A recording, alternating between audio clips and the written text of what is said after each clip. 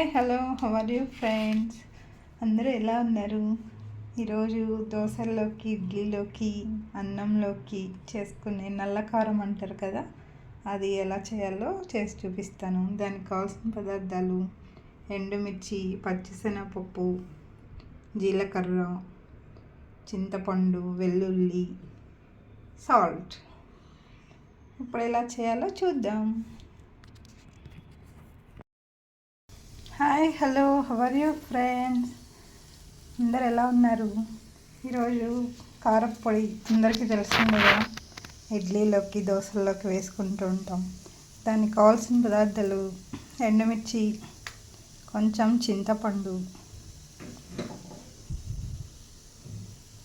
పచ్చిశనగపప్పు, ధనియాలు, కరివేపాకు, సాల్ట్.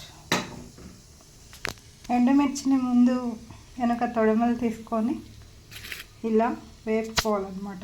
లైట్గా 2 స్పూన్లు ఆయిల్ వేసుకొని వేయించుకోవాలి.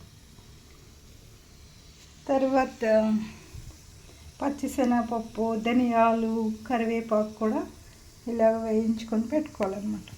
ఇది కొంచెం చల్లారాక మిక్సీ వేసుకోవాలి సాల్ట్ వేసుకొని.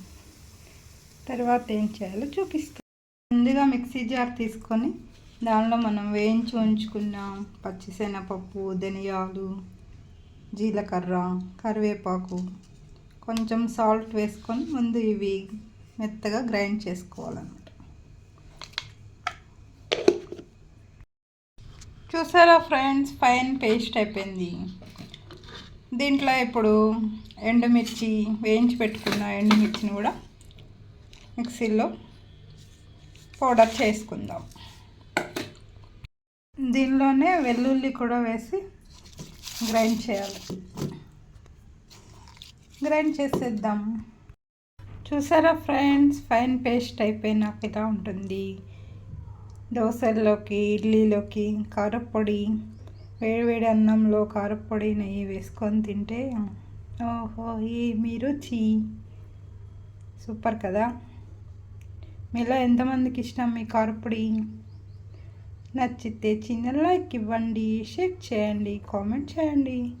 Thank you for watching friends. Bye.